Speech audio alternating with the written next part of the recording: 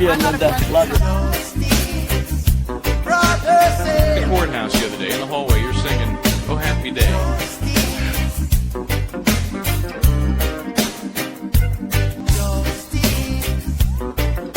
One word prayer. Justice, where are you? And welcome to a special edition of Justice Served TV. Michael Bryant here. Good to see you, Linda Kenny Bodden. I didn't expect to see you on a Sunday, but things have been happening, Michael Bryant, It is crazy. So I'm a little dressed down because I was in the middle of a few things, but this is important. Well, and I'm dressed down too. I was going to have my doorman do it, but then I realized I don't have a doorman. So I'm. Yeah, but you are wearing your Justice Served TV hat, and I was, this morning I had a busy morning. I went to St. Patrick's Cathedral and stopped for coffee on the way back, and then of course I was like getting here to you because I went to St. Patrick's. But some things are extremely important, and you have to do them. Life goes on. Yeah, this is it had to be an interesting service with the passing of the Pope, and now they plan to get the new one. So actually, it was. I have to tell you something. This is a little off track, but it was completely packed. All right, I mean, it's clear that it wasn't just Catholics there. I mean, you couldn't even move up and down the aisles. It was so packed, and it was a mass in honor of the Pope, obviously. The conclave begins tomorrow. So if you haven't seen the movie The Conclave, get ready. It's a good primer about politics even in selecting a pope. Yeah, and guess what? Now the number one movie on Netflix is what? Yeah. Conclave. It definitely is. I'm sorry, I'm having a little audio issues here. Wait a minute. Before we actually get into this, I have to welcome and thank a new sponsor, Wayfair. We have just what you need. We appreciate your sponsorship. Anyway, I guess we should continue now with what we've got to talk about. Yeah, Wayfair. I know. Go ahead. Let's continue because it involves shopping. So I was able to look up that receipt and all sorts of stuff. But let's go. Okay, so give us the backstory, what we're here for, what prompted a special Sunday showing. Okay, so there was a motion filed in Aidan Kearney's case. All right, Aidan Kearney, as you all know, is Dr. Turtle Boy. And it was filed, shall we say, it's now called Sofagate because it was after court had ended on Friday, after you were coming back from... we finished court and you were leaving. It was wonderful to watch Miss Shorty do an interview and sub for me. And if you haven't seen it, by the way, Michael Bryant and Miss Shorty actually have a fascinating subject on why would you Google how long to die in the cold? Why isn't it how long to survive?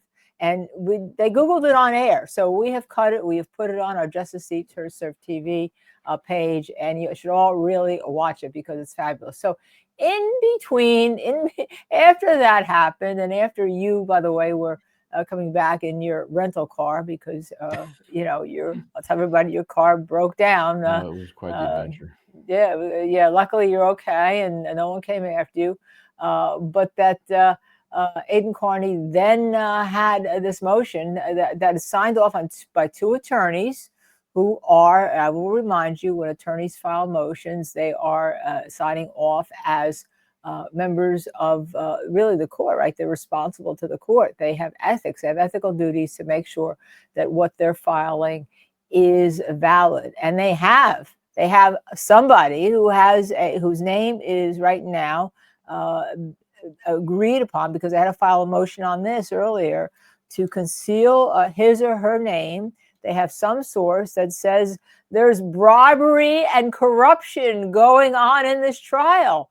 Wow, what a shock. And the thing surrounds around, the first thing surrounds around something that's easily accessible called Sofa. We've labeled it Sofagate, #Sofagate, okay, and Karen Reed, because apparently one of the Twitterers, Xers, bloggers who's been so absolutely ranting and rancid, I will say, when it's supposed to be a she, and Miss Peters responds to anyone that suggests that the state has not met the burden of proof in the Karen Reed trial, was actually bribed by people, including Jennifer McCabe, with a sofa that was bought from Wayfair.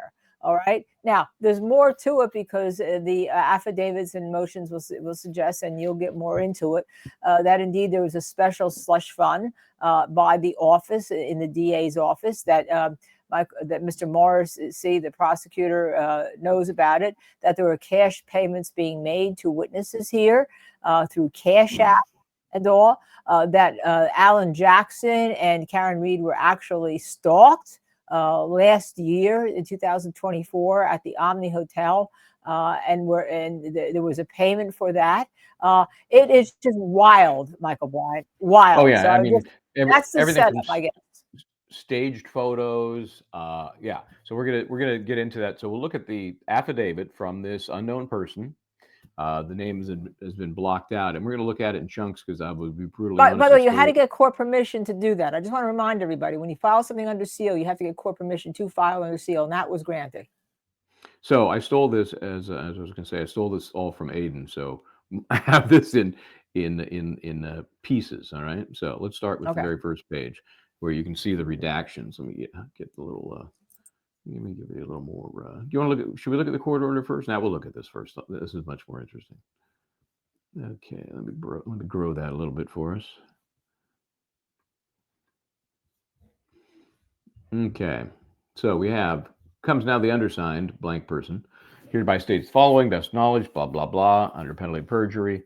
Remember that perjury under penalty thing? of perjury. Remember that perjury thing? Yeah. Of course, you know, people have been so upset after the Kerry Roberts testimony, where she clearly admitted to perjury, that nothing is likely to happen. People get so upset because what's the point? What's the point of that statement under penalty of perjury when nobody ever enforces it? And that's a whole different discussion. But people are definitely pissed off about Kerry Roberts, who's admitted to committing perjury.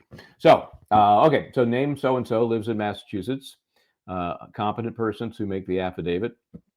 And I have been friendly with Catherine Peter. Now, I think Masshole, there's some rest of her handle online, Masshole something. Anyway, that's Catherine Peter. Has been friends for about a year with this person. It's actually Mafia Masshole. Oh, Mafia Masshole. Yeah, I knew there was another word. She calls it. She has it in caps as Masshole Mafia, but it's at Mafia Masshole. Okay, gotcha. So I've had multiple conversations and interactions with KP, Catherine Peter. Peter volunteered information to me about the Karen Reed case countless times throughout our friendship. All factual representations below are from what Peter told me about her involvement in the Karen Reed and Aidan Kearney cases. Any problems here with hearsay in an affidavit like this? I don't think so, because the affidavit is setting up why it is that you're believable, okay, all the way through it. And I think you have to put some hearsay as long as you identify it as hearsay. But it's her independent knowledge of what she was told by somebody else directly that could affect the case. You mean like if Kerry Roberts had admitted that somebody actually told her something that somebody else said? But again, we're talking then it's not right. Then it's and fine. we're talking about two different evidentiary standards. If she were on the stand, then it would be subject to much stricter scrutiny. But I would love that. Is that going to happen? I don't know. I don't know. In the Kearney case. Well, in the Kearney case, I think it has to happen, right? Yeah, you know, I think so. I don't know how it gets into the Karen Reed case, to be honest with you. I really don't, especially with Judge C involved. Yeah, anyway. It could get in if indeed there's evidence of these payments by one of the witnesses on the stand. So you asked Jennifer McCabe, did you ever bribe? Now, bribe was a real strong word, because that suggests I need to take the Fifth Amendment. Did you ever make payments on behalf or to a woman named whose Twitter handle is Mafia Masshole at Masshole Mafia, whatever, right? And have her name. Did you make any payments to her at all? And you could obviously soft pedal that even more. Did you have an agreement with this person to in some way compensate or something? I mean, it's going to be objected to. There's going to be a big fight, right? And whether or not it comes in or not, certainly it's helpful if it's used to impeach. If somebody can paint her in a corner. Right. And then spring this kind of stuff on her. Anyway, number 6, during Karen Reed's first trial, she was in regular communications with ADA Adam Lally. Okay, let's process that for a second. Why is this person in communications with Adam Lawley? Well, who knows? I mean, obviously, regular communications. I mean, she's not a witness in the case, right? If I go to her Twitter X page, it says convict Karen Reed. It has a picture of Google "Hast long to die in cold." It then also says justiceforjohno'keefe.com and goes to a website joined January 2022. Right. It only has 5,000 followers, and she's following 215 people right now. And then she's pinned something, by the way. She's pinned something. A question: is Karen Reed a cold-blooded psychopath or just a narcissistic, pathological liar who can't stay quiet? Either way, she continues to be engaged in and surrounded by criminal conduct. So, and they call it Karen Cult Reed. So you see that masshole mafia or at mafia masshole, and I'm not trying to give her business, but I think it's important we let everyone go look at her page and look at her media that she's posted on the page, because the page kind of supports the hatred. I mean, it's almost as if your family member were murdered as opposed to somebody who's just involved in the case. And you have to understand, wonder why. And the overriding allegation is this woman was paid $1,500 a month to basically disseminate anti-Karen Reed stories, propaganda, truth, lies, whatever. And then the whole couch thing. I don't know about you, but a couch is not gonna move me off the liar, no liar, spectrum. I'm not for a couch. Well, Sofagate would, if indeed she could show that she received payments from Jennifer McCabe. Of course. Interesting. Sofagate. Everyone says, well, it's a sectional. Well, it's a sofa. Well, I got even deeper into it because obviously I'm from California. You're from the East. You immediately called it Sofagate, right? Right. And I always say couch. So I looked it up. You'll find this interesting or not. In the U.S., other than in the Northeast, predominantly people call that piece of furniture a couch. Only in the Northeast and in Europe do they call it a sofa. So obviously the Northeast kind of glommed onto that and retained it from our roots in Europe, and everybody else. And so for me, it's a couch. It's a couch. Anyway, so sofa gate. Okay, so let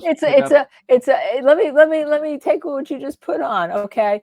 So it's a sofa couched with bribery. Okay, we got it. All right. I guess you're right. It all depends on how you couch it. Okay, so number 6. At one point prior to jury deliberations, and I'm assuming that's, well, I don't know if that means number 1. This is at some point, we don't know when. Had to be sometime. When were jury deliberations? In late June into July. We don't know when. She met with Adam Lawley for lunch. During this lunch meeting, and it's not against the law for him to meet with whomever he wants and have a conversation with, she's building the foundation here for whatever the nefarious conduct was. Adam Lawley told Peter that he knows the foreperson who, this is where I wish this is where I could just scroll to the next page, but I can't. So bear with me as I get rid of this page and we go to the next page. It's a dangling, it's quite the drama here. Stand by.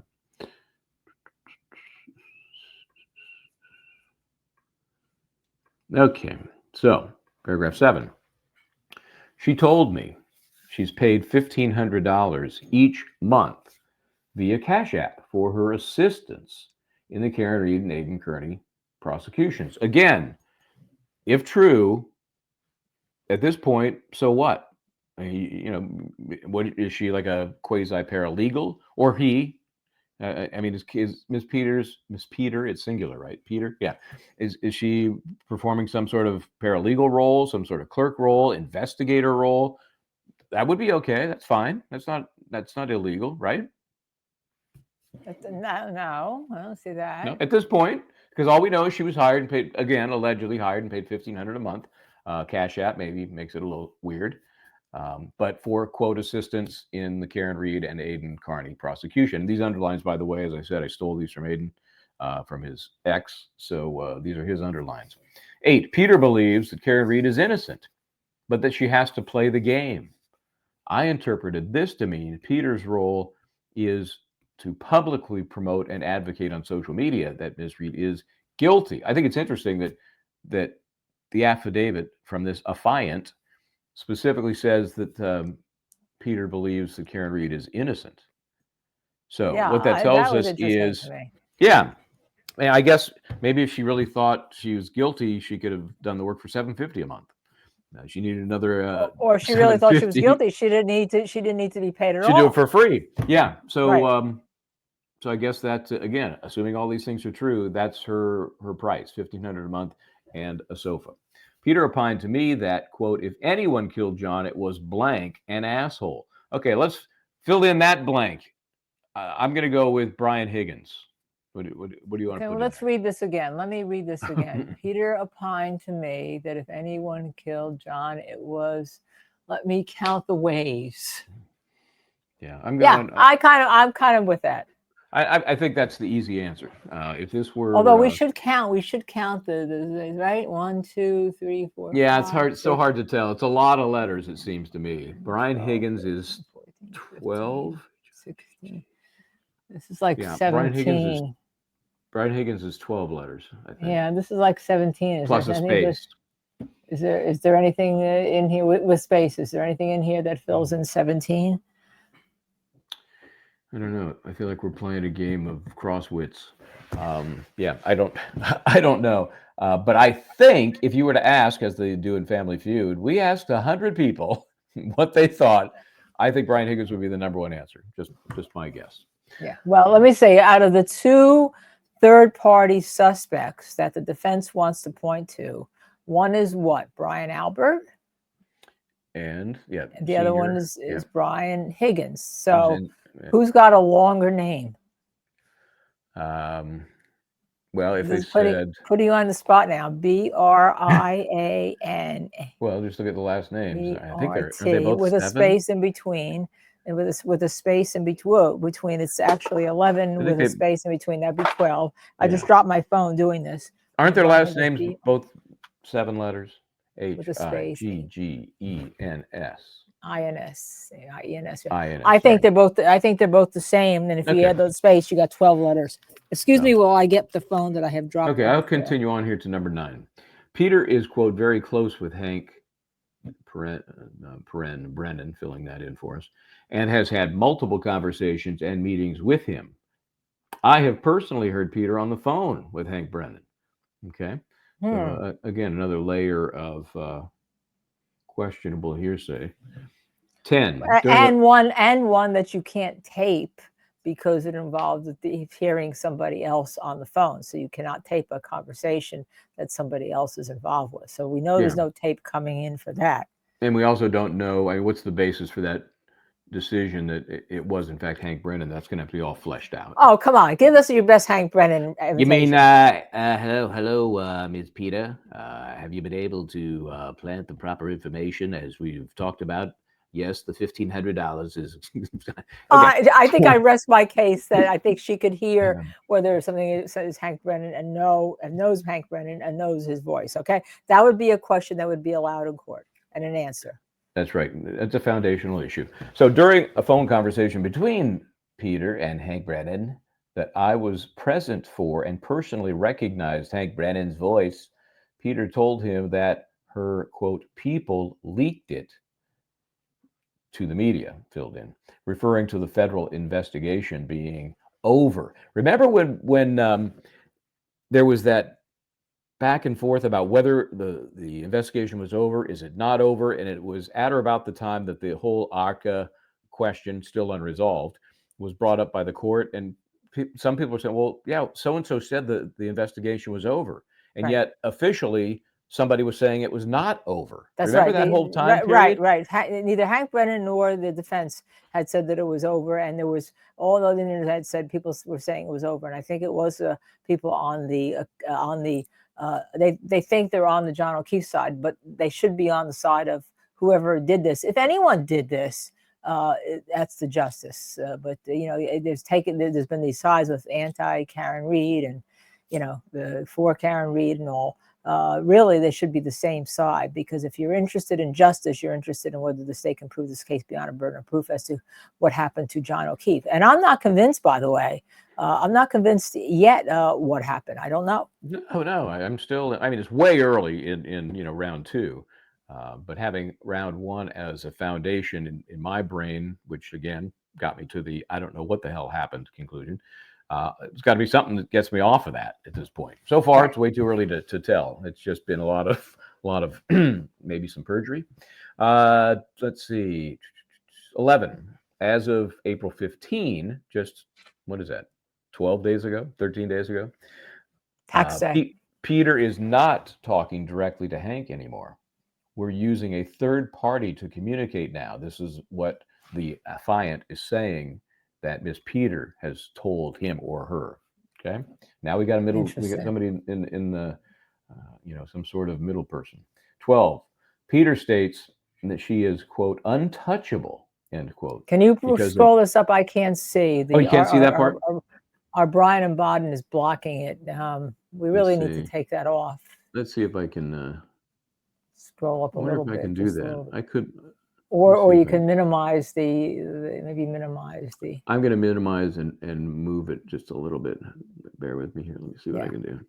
I think we need to take that bottom thing off. Yeah. Okay. Now you can see all but the last. Yep. Yeah, that's most of it. Okay. Untouchable because of everything she is doing to assist the prosecution, and that, quote, no matter what violations I'm charged with, Michael Morrissey, the district attorney, I guess he's been dubbed Meatball. Is that his nickname? Everybody has a nickname in this case. Everyone has a nickname. Yeah. So anyway, funny, he's been so absent since the August 2023 statement, which was outrageous in supporting the prosecution of Karen Reed. It was just so inappropriate. No matter what violations I'm charged with, Morrissey is keeping me out of jail, end quote. Okay, so that's the setup here. You have this person that, for whatever reason, you don't really learn how this relationship began, right? Right. I don't see anything. Well, that would identify the person. I think if you put that in, that helps people identify the person, right, as opposed to that. But like if they met at some community function or some organization they're both part of. The Knights of Columbus, I was. They were hanging out at the hall. Right. Yeah. So we don't know that, but we do know that it ended for some reason, and a third party was put in place. So that makes you think, well, that's because they felt like somebody was onto them. Right. That's what it makes you think. Yeah. So somebody's onto them. So we're going to add this layer, this buffer. We're putting a buffer between us. Put a buffer zone. A whole different kind of buffer. Okay. Bear with me. I want to go back to something I said when I said you do that while I'm changing pages. Yeah, while you're changing pages. That's what I figured. When the prosecution, I still can't get over that. If the prosecution can't prove that there was a collision, and I've said this from day one, their medical examiner, their neuropathologist medical examiner, the FBI medical examiner, and the medical examiner the defense is bringing all says there wasn't a collision with a car. If you can't prove that Karen Reed hit John O'Keefe, the whole basis for this prosecution goes. Now, I think that the prosecution knows that. They're going to go off he was slammed at 24 miles an hour, thrown 30 feet back, and you can tell by this bump that supposedly is an anomaly in her black box thing. I think the prosecution is going to go off that. I think they're going to say that spoiler on the top hit his head and swirled him around, and somehow he fell, and they'll have a reason for those bruises only because of what Hank Brennan said. And I think that's outrageous. I think a prosecutor has to have a theory and stick to it, right? Because now what they're going to try to do is respond to and take away the best of what the defense has. But you can't prove that beyond a reasonable doubt for a moral certainty. With that moral certainty, you lose, and I don't see it. No doubt. And obviously, setting aside the second-degree murder, which is a joke, that means if you focus on the count, which we've always thought was most provable, and that is she somehow bumped into him, knocked him down, that still doesn't answer the arm injury issue. Right. Because you would then have to believe, however she hit him, even assuming it broke the taillight, go with me here on this, and then those shards were somehow responsible for chewing up his arm, and I do mean chewing, and I think that's way beyond. I bumped into him and he hit the deck somehow. That's a whole different thing, and I see zero evidence about. And I also see the prosecutor. They talk about the back tail light, which we have being glass. It's not. It's polycarbonate, right? Yeah. The only glass was the drink that he was carrying from the last bar. Yeah, and again, because of the new information that Karen Reed revealed in the Body in the Snow ID show, now available on HBO, it's a glass that she said was hers, and that he took her glass from the center console. I don't know. Maybe it's a distinction without a difference. Maybe it doesn't mean anything, but it is different for some reason. I don't know if it helps or hurts Karen Reed, but it's an interesting change. And then, of course, the piece of glass on his forehead, another issue that may come back to haunt her for having said that. Okay, so let's move on to a couple more paragraphs here. 13. Peter asked me to, quote, go stalk Karen Reed in the seaport with her, and stated that Karen, so they wanted to go together. Hey, come with me. I'm going to go stalk Karen Reed. And stated that Karen Reed stays at the Omni Hotel. And that's well known. In fact, I think even in the program, they talked about that. She stated to me that we can take photos to sell to the Daily Mail, and that she had done that before. So yeah. She wanted to stalk also Alan Jackson, and they would even try to get the room numbers to stalk them there. And there's an extraction that Aidan had posted, and Kearney, Turtle Boy, had posted something last year about the extraction of a phone, of another person's phone that supposedly was with them, right? And it showed they were at the Omni Hotel. So that a year ago, what Aidan posted actually supports this, what this woman is saying right now. Yeah. Again, not information that wouldn't be easy to get elsewhere and incorporate. Just playing devil's advocate here, because you got to scrutinize these things. Right. I don't care if it's under penalty of perjury or not. 14. Peter informed me that here's Sofagate. I mean, Couchgate. Peter informed me that Jennifer McCabe bought her, quote, brand new sectional, end quote, as compensation for her assistance. Now, from that, should we look at the receipt now? Is this a good time to look at the receipt? Yeah, let's look at the receipt, because this receipt, you want to talk about Karen Reed going on TV. People that generally go on TV and cooperate with the FBI, especially the cooperation part with the FBI, generally are pretty innocent. Remember, she did cooperate with the FBI too. But this, the person that we're talking about, Mafia, and then let me go back again, make sure I get her name exactly right. Masshole Mafia, at Mafia Masshole. She reverses it on X or Twitter.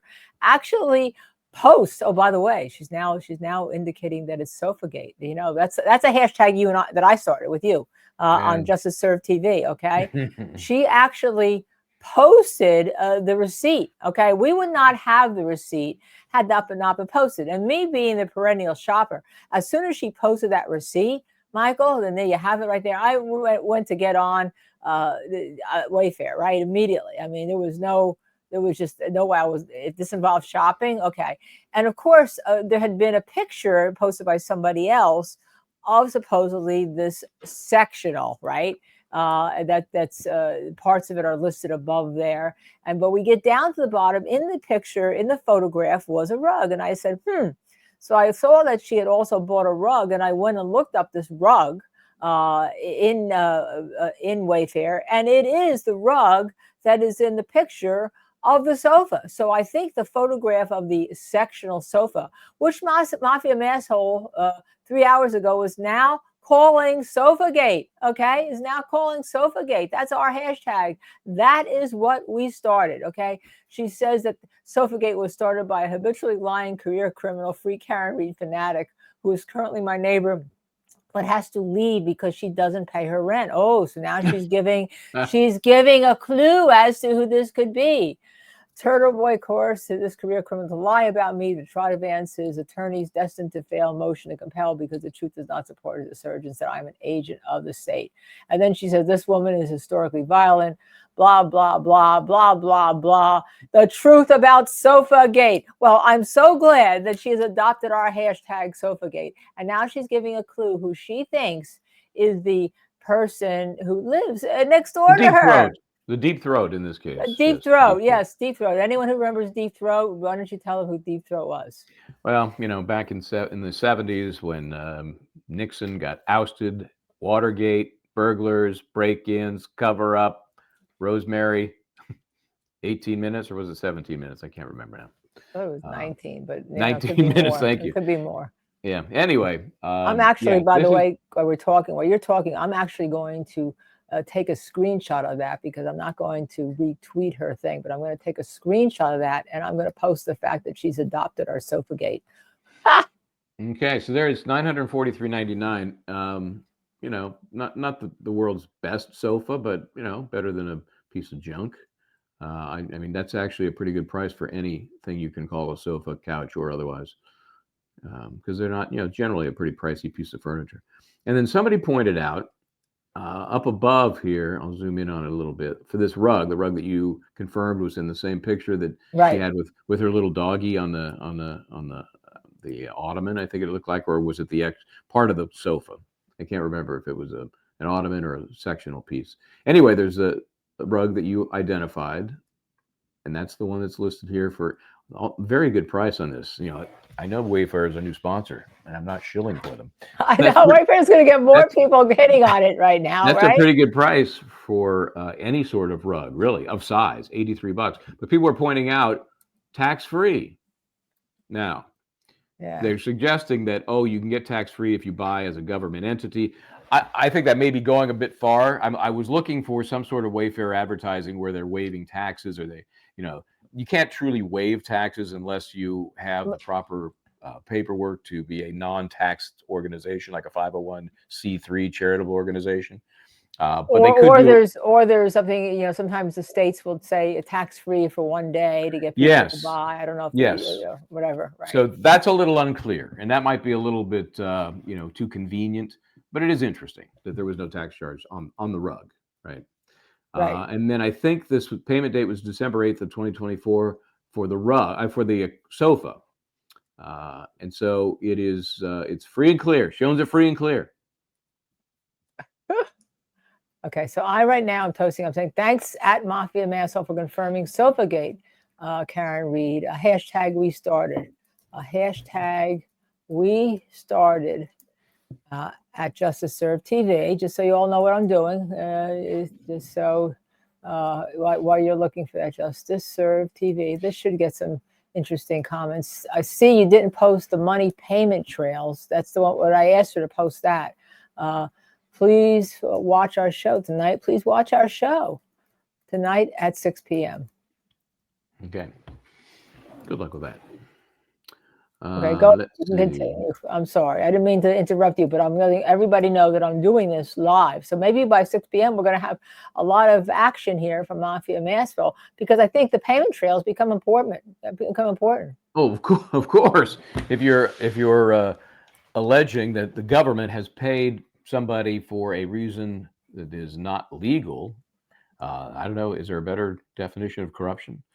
So yeah, if you're accusing somebody of corruption, you better be able to string together what you're alleging. Okay, when we checked on the declaration, we got a little sidetracked there to go into the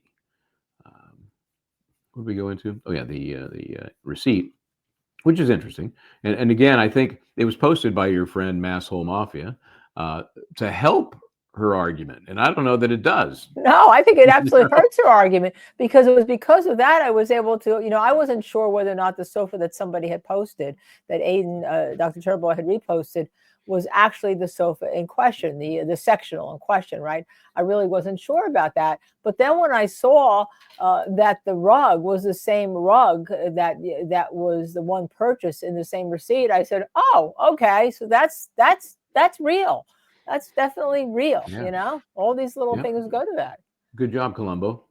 Okay, so number 19, Peter has informed me that, quote, underlined by Aidan, that she has seen emails that are subject to a protective order between the Karen Reed prosecution team and Jennifer McCabe. Oh, do tell. 20, we don't know the substance of the emails. 20, Peter reported to me that upon request of Hank Brennan, she provided the spreadsheet of all the Karen Reed Facebook supporters to the Commonwealth for the upcoming trial. Okay. Let's think about that for a second here. Think about that, right. So she's, you know, again, assuming this person is an agent of the Commonwealth, right? Right. Why would you be doing that? Why would you be doing that? Do you want a spreadsheet? Why? So that they can watch what other people are saying? I guess. And again, to me, in and of itself, that is not a big deal. I need to know more because anybody can come up with that information. And it makes it look like she was, doing some sort of busy work for the Commonwealth as an investigator, as some sort of assistant.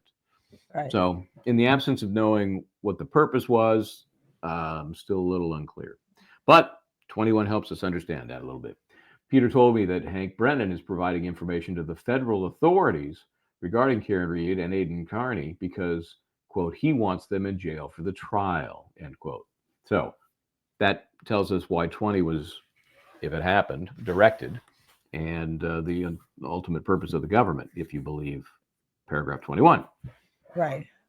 And interesting. But I'm still. He's working with the federal government. Hank Brennan's working with the federal government for what purpose? Yeah. And did they request it, or is this of his own volition? Just I'm gonna use the federal authorities to get these people out of my way. Right. I mean, we know that they so for some reason, Hank, apparently the prosecutor that prosecuted Whitey Bulger is the one that was assigned. Rumor has it on X to this whole Karen Reed issue, right? The whole Canton Police Department issue now. So I don't know whether he's got a certain direct line to her, and he wants to, thinks that because he's got juice, he can, get things done. But what done unless you're trying to intimidate people? I don't understand it. That I don't understand. I don't understand this. And there's that key relationship we don't know enough about, the Brennan federal authorities relationship, if at all. I mean, if at all. Is it his wishful thinking? Is he already embedded with somebody? Unclear. 22, Peter told me she is going to, quote, start rumors about jurors being afraid to serve because Turtle Boy will go after them, end quote, which, of course, promotes the intimidation charges against him. And, quote, everyone is working overtime to make sure that Turtle Boy can't be in the courtroom for the trial, end quote. Well, we know there's certainly been some effort to do that. Oh, yeah. So now the first sequestration modification request from Aidan Kearney comes in, and in court with Attorney Dable there, it sounds like they're going to get what they want. They wanted it basically returned to what happened in trial number one, which was any witnesses that were the subject of any alleged intimidation, he could not be in the courtroom for those. Those are very specific, very limited number, right? First, let's go back. First, Hank Brennan puts him on the witness list, knowing that if he's on the witness list and there's a sequestration order, he not only cannot be in the courtroom, he can't even watch the trial and report on it, taking away his livelihood. So let's remember how this started with this sequestration order. I think that was slimy, and I would say to Hank Brennan, if you were right here, you may be a good attorney, a good move as an attorney move, but a slimy one. Yeah, and he got that idea from us because we had Aidan on just days before that, before he was added to the list. Remember, he was not on that original cryptic list, and obviously he popped on. So they attacked that, and the court ruled that we are going to roll it back. Effectively, we're going to roll it back to where it was trial number one. But then when the written order came out, it included other folks like Michael Proctor and I'm trying to think who else was on there that made no sense. The minor children, others that were definitely not part of any claim that Aidan Kearney intimidated them, part of those separate charges. So they went back for another, go. And really all they were saying was, Judge, you didn't do what you said you were going to do in open court. Judge C, you said you'd roll it back to the limitations from trial one. You did not do that. And so let me get rid of this, and we'll look at the order that was ultimately filed in Judge C's inimitable way of just writing. She just likes to write on the paperwork. And then I think she hands it to Jimmy. And then Jimmy has to try and read whatever it is that she scrawled on top of the paperwork. So here's the order with I'm going to zoom this a little bit, and then we'll look at how it was actually printed out because it's a mess here and trying to just read the scrawling. Okay, upon reconsideration, the court will amend the previous sequestration order, paper 676, by exempting Kearney from the order with respect to, and this is where I give up, Sergeant Buchanan and to the other named alleged victims in the Kearney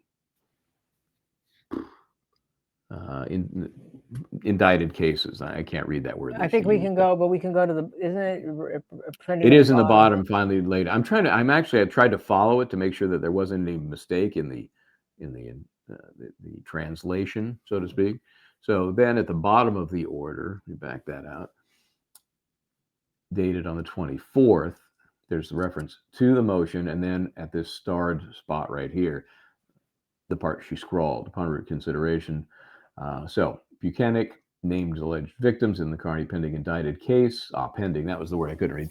And on family members of John O'Keefe, B. Sullivan, as civilian witnesses will be permitted to testify before the jury without Kearney in the courtroom, to the extent the previous order forbids Kearney from watching the live stream or commenting on the testimony of these witnesses. That part of the order is lifted.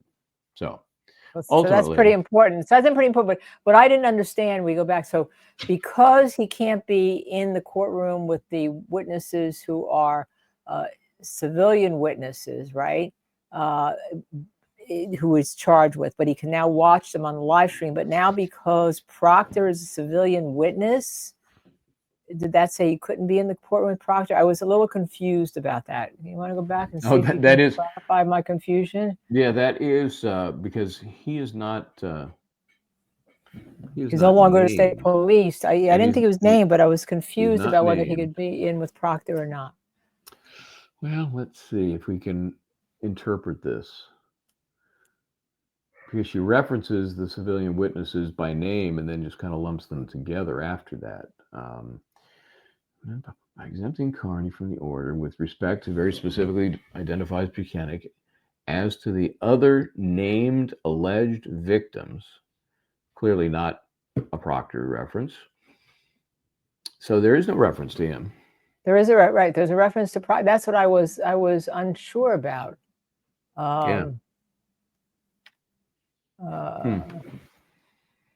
Well, that may be something that gets revisited at or about the time that he testifies. You know, I have to, Michael, I am going to actually send you something to you that I just received. I'll tell you where it was. Not to be disclosed, but while we're talking about this, I'll tell you what's. Can you give me a hint? Well, I'm saying you just got it to your phone right now, so you can see. Okay. I don't know if that's public or it came someplace private to me, but it may have been come by who this person is. But okay, hold on for a moment while I just take a look. Okay. Now let's see if this is a public notification or not. I'm going to go back. I'm going to go into a public notification. Yes, it's public. All right, so we can talk about it. It came to me separately, and I just wanted to make sure. And we obviously, if Kate Peter wants to pop on at some point and chat with us, be happy. I asked her the first email. I said, we're inviting you on. We're taping a show today. I haven't heard from her, but there is some new information, interesting from the young jerks, right? You want to tell us what it is or what? Yeah, let me see if. And it's public. It's on their X page. Yeah, I was going to try and just bring it up, but it's on my phone at the moment. So. Right. So if you go. Anyway, it just talks about the source of the affidavit, and this is the young jerk saying that they reached out to me first. I directed them to Courtney Healy with Tom Bradle's office. She vetted everything from there. Aidan never spoke to the person who gave an affidavit and had zero to do with it. So, stop lying, Kate. The jerks say it was me, ready to testify. I am. You can bash the source's background all you want, KP. Receipts don't lie. Oh, there we go. There we go. There we go. And this actually, this is a shared post. Okay. So I think this is an important thing. If indeed, if this is true, this is amazing, right? If it's true, that's always a qualifier for this case. I'll tell you that. There's more. Should we read more of the affiant? Yes, absolutely. statement? Let's hear more. Yeah. Yeah, and there's not a ton left, but it is important to get complete info here. So this is paragraph 23.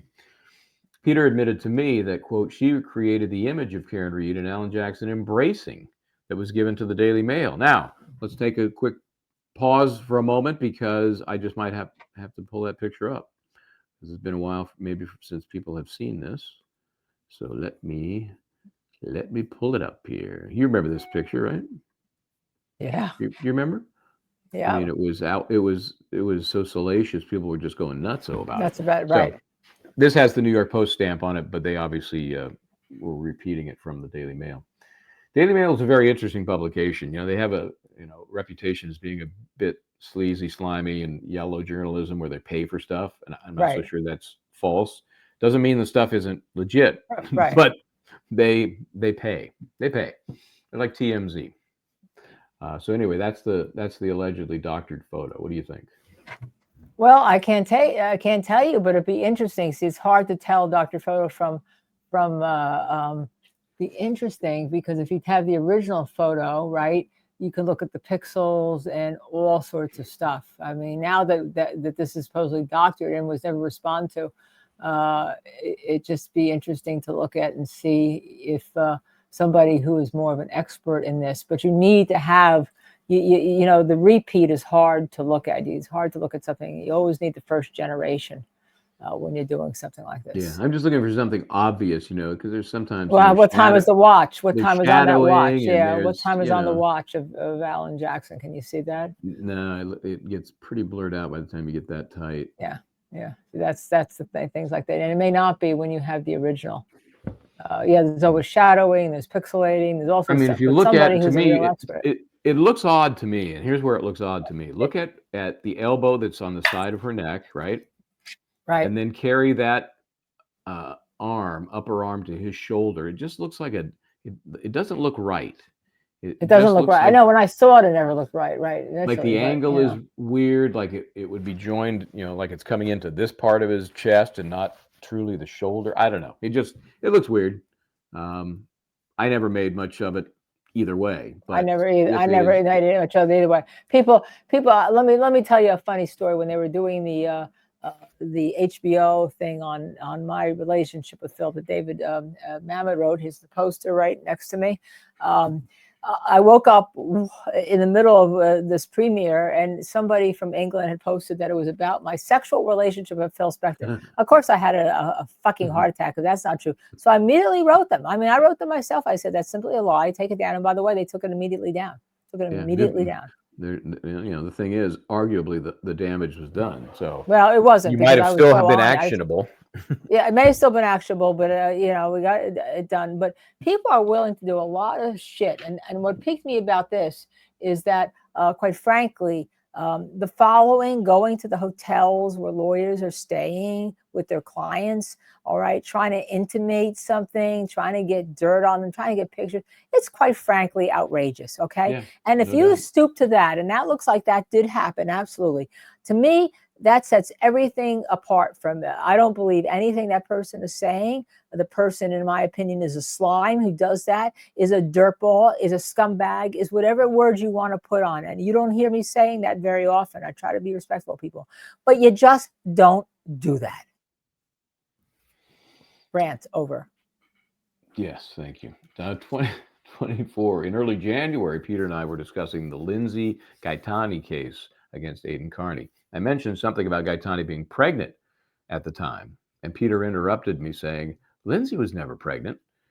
I am aware that Peter and Gaetani were close friends in the past and worked together against Mr. Kearney.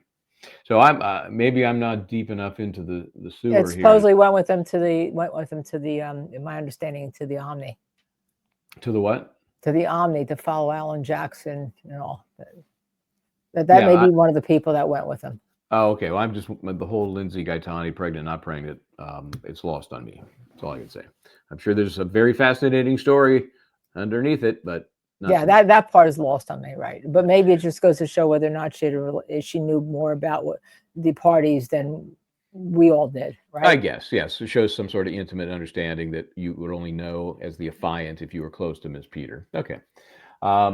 25. I understand that I'm not represented by any attorneys connected to the Aidan Kearney or Kearney defense teams, and that I am turning over this information because it is important to know the truth about what is going on.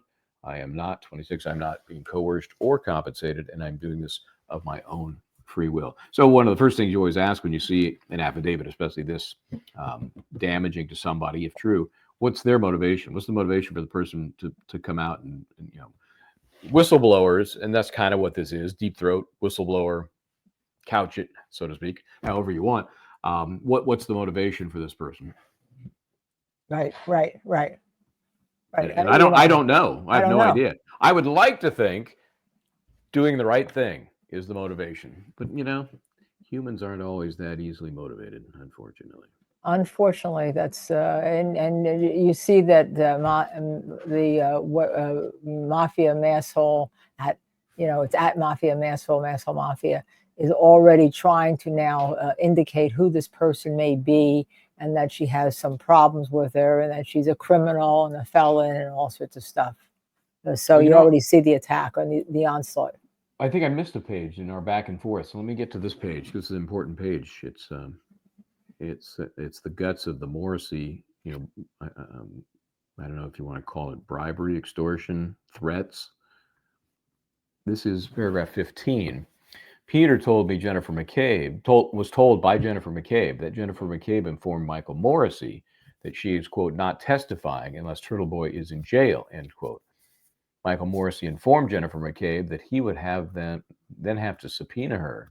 And Jennifer McCabe then told Morrissey, then we won't say what you want us to say.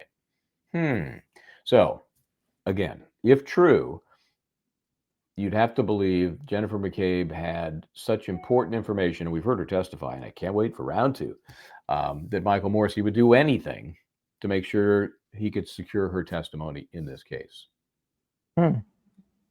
Anything. And obviously, Turtle Boy is not in jail. He's not going to be in jail. But he does believe, Aidan believes that is what generated that. Remember, there was the bail revocation hearing that I went to, which was told, this was a little slimy as well. Opposing counsel, and remember it was Cosgrove, the special prosecutor for everybody in Norfolk County, because the regular folks are too stupid apparently to handle cases. So they have this guy, Cosgrove, who tells Drabel that, hey, it's no big deal. We're going to have the hearing, and we're not going for bail revocation. Don't worry about it. And then what happens? Over the weekend, something changed, and they went for bail revocation. And then they also brought up the new alleged intimidation, which took place at the pizza joint, right? That was captured on the video there when the glarer Will was there with him. So all of that happens, even though there was representations that this particular hearing would be nothing. Right, and then so something changed, and we never knew what changed, because it really was, shall we say, strange, and it really was not what lawyers don't do with each other. They try to give each other a special scoop, and such a sandbag. So something happened to try to revoke his bail. Something. One of two things had to have happened. Either Cosgrove was just flat out lying, and it was looking to set him up, right? Or something happened over that weekend in which they were forced, they being the prosecution, to try to revoke the bail, something they had not planned to do before. So it was either already planned, Cosgrove lied, or it came up based on some other information. And now let me just tell you, Aidan Kearney, he believes that it was something took place here between Morrissey and McCabe that led to that. I didn't mean to interrupt you, but Aidan posted about an hour ago that Kerry Roberts and the McAlberts confided in Kate Peter, that's Masshole Mafia Masshole, but they were unaware that she was screenshotting, and he's posting screenshots, their messages and sending them to an informant who supported Karen Reed. Miss Roberts texted Miss Peter immediately after testifying on Tuesday to inform her that she had parked next to, quote, Turtle Dick's, close quote, car, and sent her my license plate info. This is what she focused on while testifying at her, quote, friend, close quote, John O'Keefe's murder trial. And he is posting screenshots.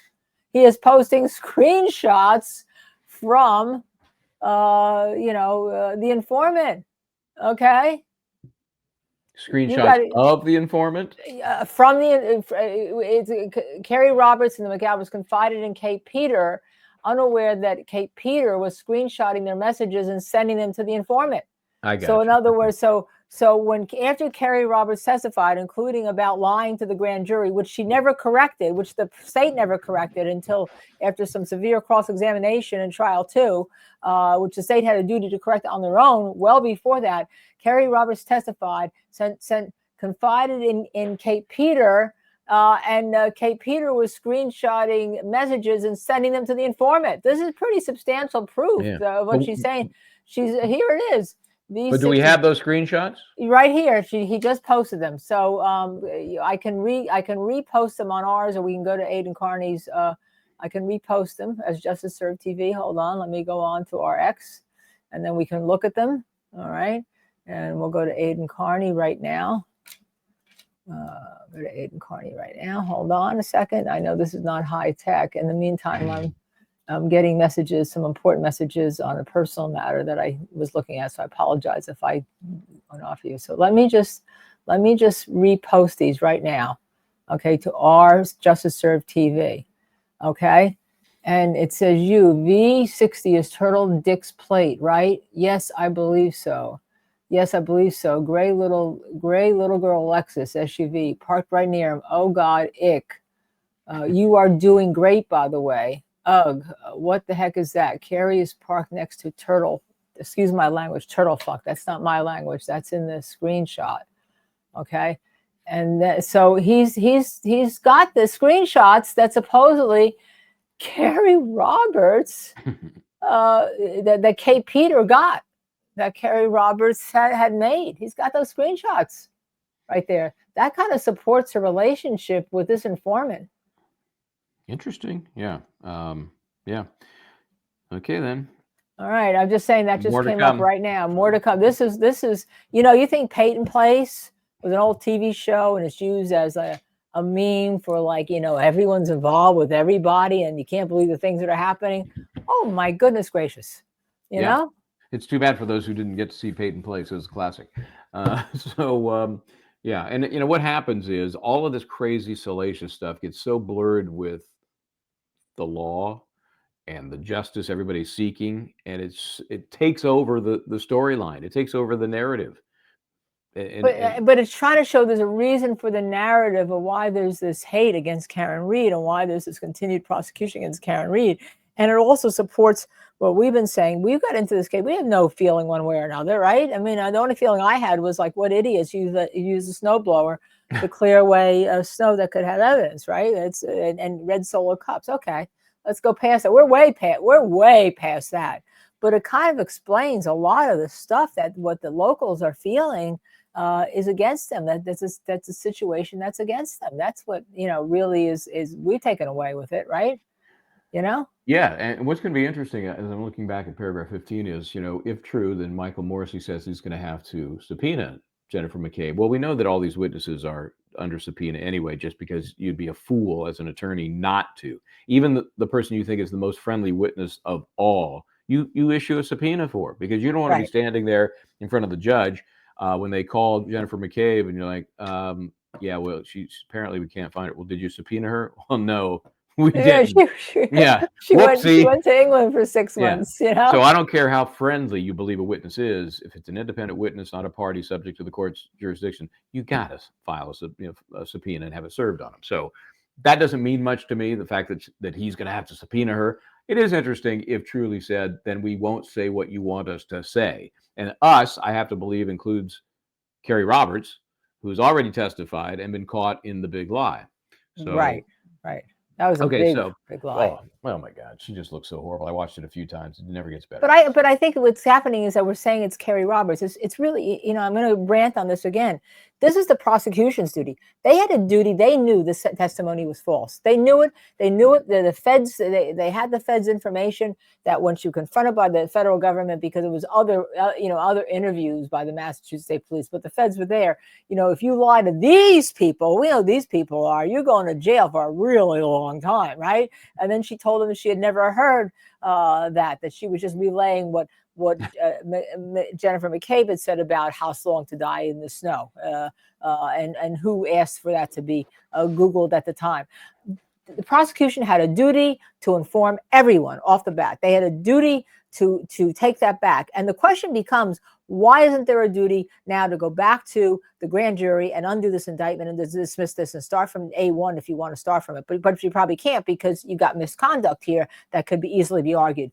But they didn't do that. So really, I'm not going to fault Kerry Roberts at this point. She said what she said. She's a dupe. She's just a tool. She's a tool of the prosecution, and my whole Jen McCabe School of Witness Preparation takes on a whole different tone.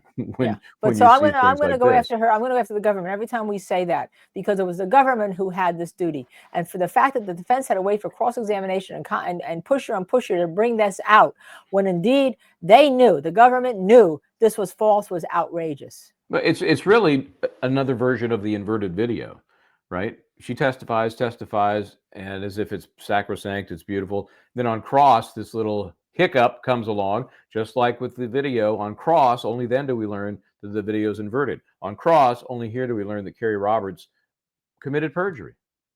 So the prosecution has many things they should be explaining, and they aren't. No, and that's because the judge is allowing the prosecution to get away with this. Okay, simple as that. She kowtows them. She lets them do whatever they want. And as you know, I have great respect to any judge, but I think that judges, when they get into this case, they want to get a conviction. They lose sight of everything else, except for that judge in New Mexico. That's why it was such with Alec Baldwin. So it was such big news that indeed this was their duty. And quite frankly, once she heard that, the judge heard that and said, wait a second, I've got an issue then with this indictment. Okay, I'd like to see both parties at sidebar, and I want this briefed. Yeah, but you're right. It ain't going to happen. Nope. Doing the right thing doesn't seem to apply in this particular case. Number 16, Peter got rid of her phone the day after Aidan Kearney announced on his live show that he was looking to get personal communications of Michael Morrissey.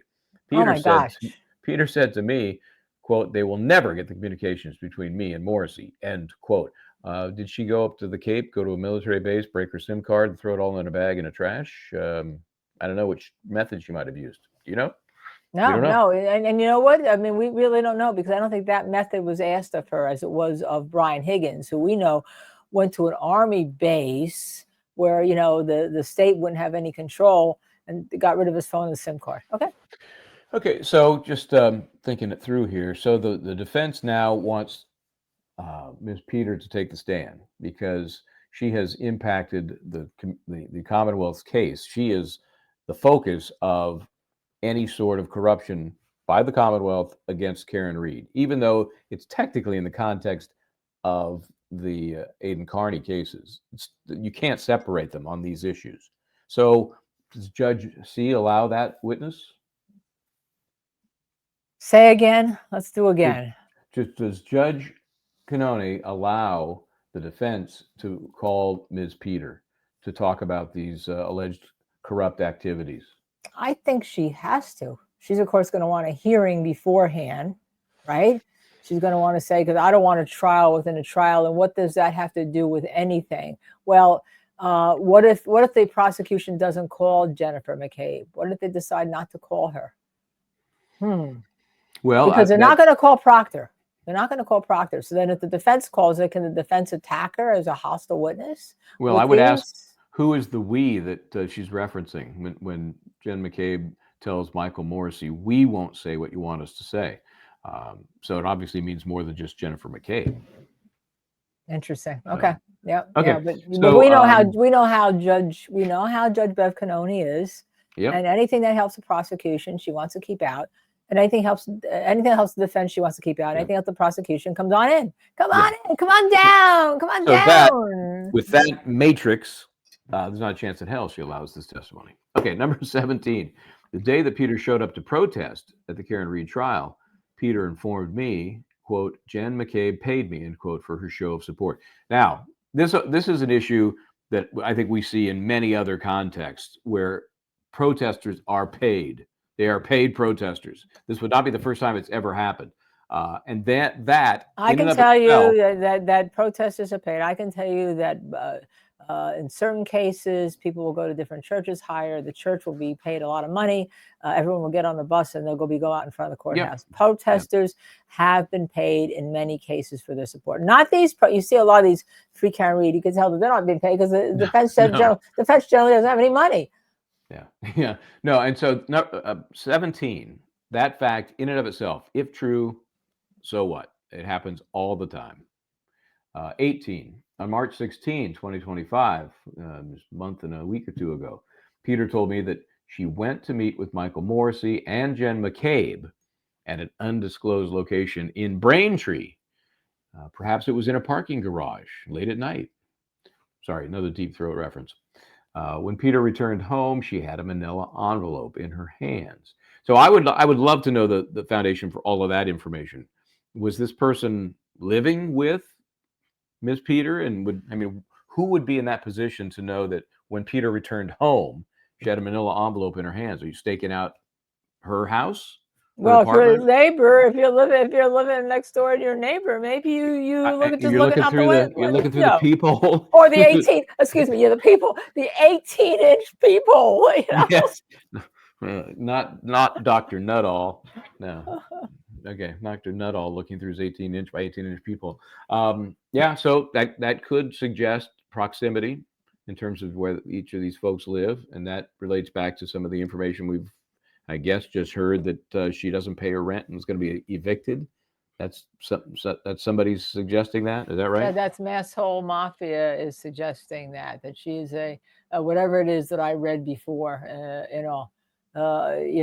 She's basically trying to paint her as some kind of a low life. Well, I would suggest that if you're helping the prosecution convict somebody who may be innocent, that's a little bit more low life, So that's where we are. And it's interesting. I love the fact that she said Sofagate was started by habitually lying career criminals. She took our hashtag, Masshole Mafia, took our hashtag, Mafia Masshole, depending on which way you want the @ before it or her handle, took our hashtag and has run with it. And she says the neighbor has to leave because she doesn't pay her rent. Okay. Well, I guess if she was cooperating with the prosecution and getting $1,500 a month, if that's true, that's one way to get money to pay your rent. Some people don't do that. Okay. So that's all we need to know for now. Sure, I'm sure there'll be more. Oh, I think by the time by the time we hit Monday morning here, this is going to be pretty. It's not like amazing.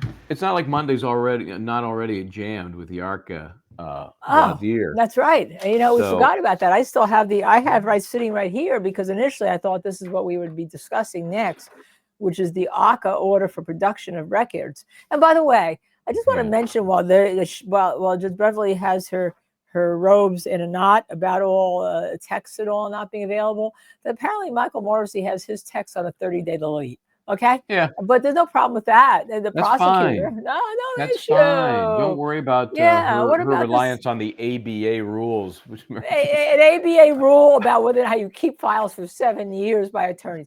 I mean, first of all, it's not really. It's a guideline. It's not a rule because they can't oppose a rule on any state, and many attorneys your don't. Client should request it. And it's only if you have to do it, but if your clients say no, you don't need to do it, you don't need to do it. And the question becomes what usually it's not the text and stuff like that. It's the file itself. It's the court file. So that if you're looking for anything, you go get the court file. It's effing ridiculous that she reached that far. I don't know who the hell she's talking to get into these things, but whoever it is really should get with the real world and maybe try real cases, now. And then she sounds so indignant about it, in court. Are you aware of the ABA rule about retaining? Oh my God. Yeah, I Okay. was a fan of hers initially. I thought she was good. She was a former defense attorney. It's great to have it, but I stopped becoming a fan when she wouldn't back down, when she didn't immediately call that jury back, the first jury back. By the way, that's got issues too. Can we talk about that just before we go? Because part of Okay. this is the foreperson who was a former cop in New Hampshire, and if you Google him, it comes up that he had gotten hit by a car, but he was okay. Blah blah blah. But he decided to get out of the profession and went to physician's assistant school. And I just want to tell you, because I was pretty, and he's been identified in that affidavit. He was identified by name as Ryan. So I'm not giving anything out of school. Ryan Piotrowski. He's got I don't know if it was an X page or a LinkedIn page, attended Massachusetts College of Pharmacy and Health and Sciences. There you go. He's a I PA. guess it's LinkedIn. And LinkedIn. I have issues with PAs, but that's just me. That was, yeah, but the bigger issue is that when he's on, I'll tell you, I have another bigger issue in this case, having nothing to do with him. If you look at the Beth Israel Deaconess in Needham page, okay, Beth Israel Leahy page, okay, on their Meet the Heart Vascular team, which again, has no problem, our cardiovascular team, they put him on that page. I mean, you really have to look hard to know. It says PA. But you would think that he's a gosh darn vascular surgeon if you're like you're just a person coming to look at the page. I think the way they promote him Like that.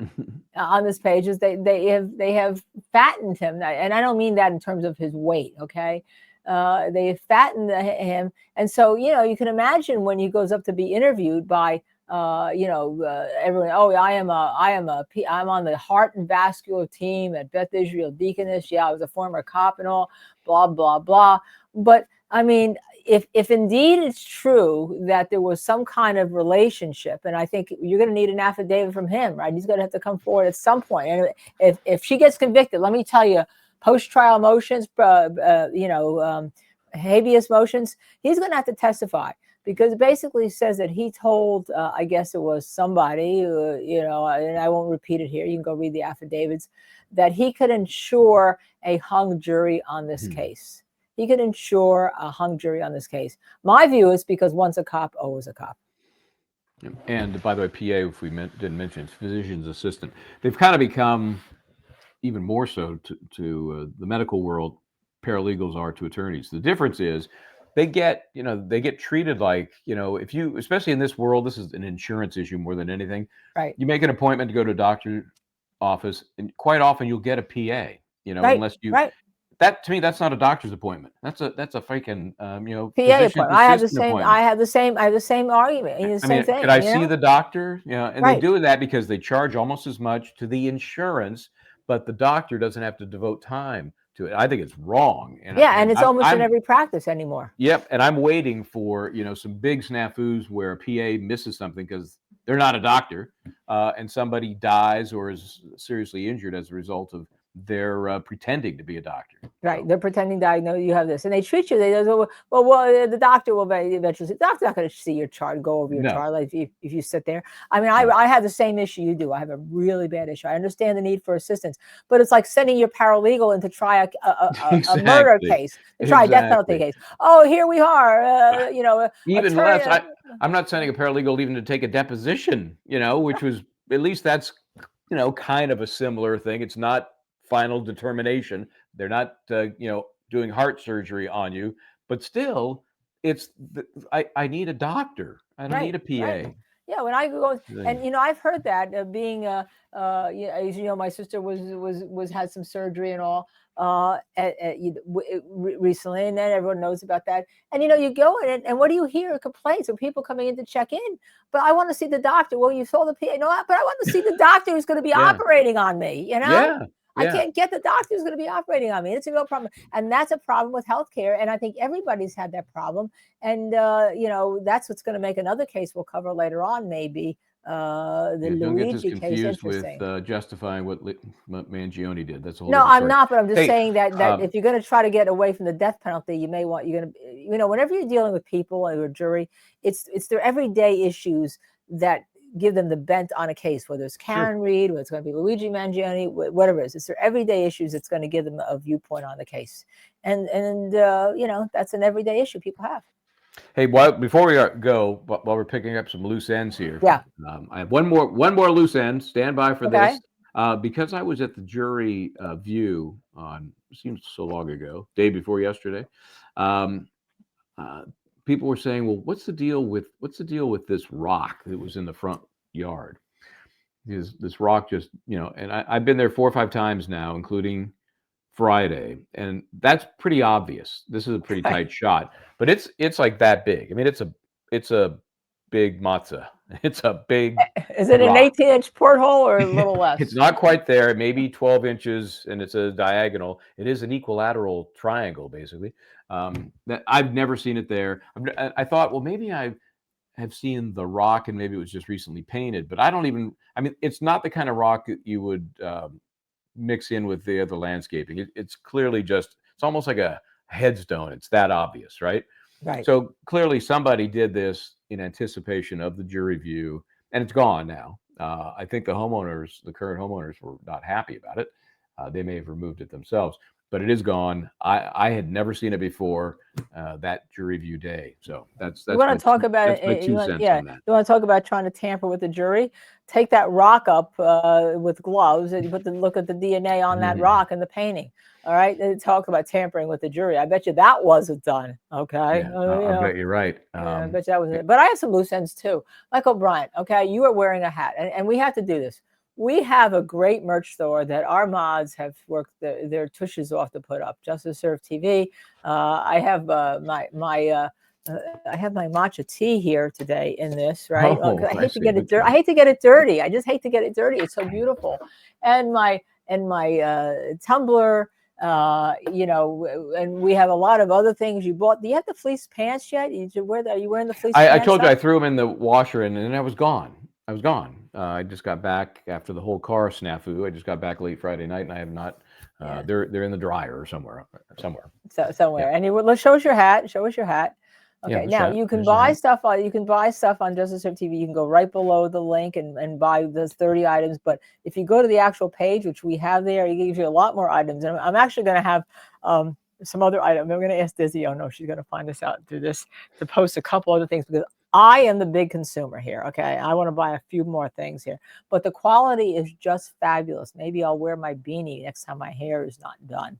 You know, or I go to a scene, you know, or I go on location. Although I'm glad that I wasn't on location with you in your car because I'd be like, okay, let's just push it. Let's just push it, Michael. We'll just push it to Connecticut.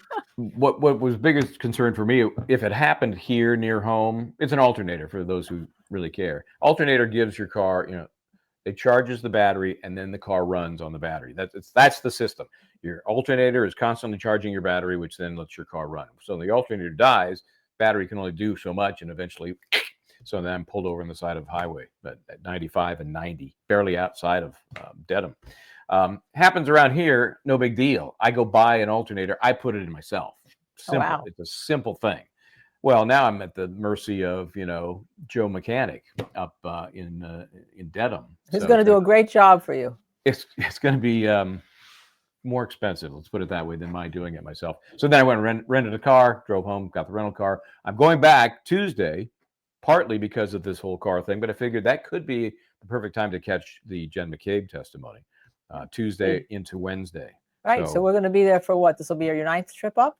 Something like that, yeah. Your ninth trip up to there. And we're one of the few networks that have actually just going there, not just when there's opening statements, but we're trying to meet the people and people around there. And it's become, you know, you walked in on your first trip and you were like an outsider and everyone looked at you like glaringly, like, you know, what are you here for? But I think that, you know, you're trying to get everyone's story. And we have asked people that support the prosecution to please come on the show. Still haven't seen one. Yeah. Still have not seen one. So the first time I see one, they do drive-bys. When I was interviewing Dina the other day, we did that at the school, the Bentley University School, which is where Karen Reed taught. She taught finance there. And so that was the location we picked. So it's kind of a busy intersection. I seem to gather on busy intersections more often than not. And people would go by and honk, right? And they might yell out something. Karen Reed's guilty. I mean, that's the extent of their substantive arguments. So we'd like a little more than that if you're going to come on, a little more than yelling out a sentence. Right. But we welcome it. It'd be great. I'd love to have that debate. Yeah, and we extend that invitation again to what is her hashtag that I have now told you? Masshole Mafia, Masshole, or Masshole Mafia. Yeah, That's so the X account. that's the X account. On Sofagate, which again, it seems to be picking up steam since she herself picked it up as Sofagate, not Couchgate, not Sectional Gate. We shall but see. This is Sofagate. all very interesting and does almost nothing to get closer to justice for Officer John O'Keefe, but we got to uncover all of these things that are crawling from the rocks. And the rocks. Yeah. And tomorrow we're going to be on all day. We're going to be streaming. We'll jump on and off as there breaks, but we will be streaming the trial from our network. And there'll be testimony tomorrow. And then tomorrow afternoon, the fireworks are going to fly because that's when the ACCA witnesses are going to become.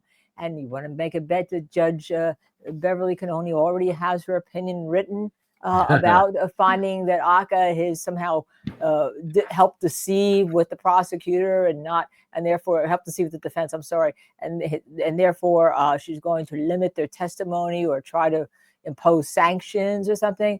I think that's a pretty. If I were a gambling woman and not just a poker woman, and you are. Yeah. Well, I'm actually just poker. It's that takes some skill, they say. I would say that she's already going to decide what she is going to do. Okay, and that's going to be a big when she does that. Anything she does by limiting that for here, I think, is a big issue. I mean, for both appeal and for anything else. One of the things to watch for tomorrow is her request for all of this information that might be protected as part of the federal investigation. She's trying to get that. And that may not be discoverable by anybody because it was related to that representation. We'll see. That's not only is she but she's trying to get that. And what pisses me off is she won't let anyone say this was the federal investigation. It was a federal investigation into a matter you don't have to worry about. But the feds were involved and somehow it intersected here, right? And this was they were given, like even when Roberts on the stand, that she was giving her interview to federal investigators who were at the Massachusetts State Police. She was giving that interview. That's all I had to say. And this is a federal investigation. You were hired by who? I was hired by the federal government Department of Justice to do what? She won't even let them. Well, they won't. They don't want to say what the scope of work is, but she won't even let them just say who they were hired by. And I think that's wrong. What she should do is make a very clear statement to the jury, and this happens all the time. All the time. You're going to hear from some witnesses who were involved in a federal investigation. It's not your concern what that was about. Boom. Let's go. That's it. Okay. Anyway, so back at it tomorrow, I guess. In the meantime, I'm Michael Bryant. Try to do the right thing. And before you go, I'm Linda Kenny Bodden. You have to hit the like, the share, the subscribe, and the notify button. Something you didn't do the other day when I wasn't on the show. I noticed when I rewatched it. Okay, hit that like button. I'm going to give you time. Like, share, subscribe, and notify, and we'll see you tomorrow morning.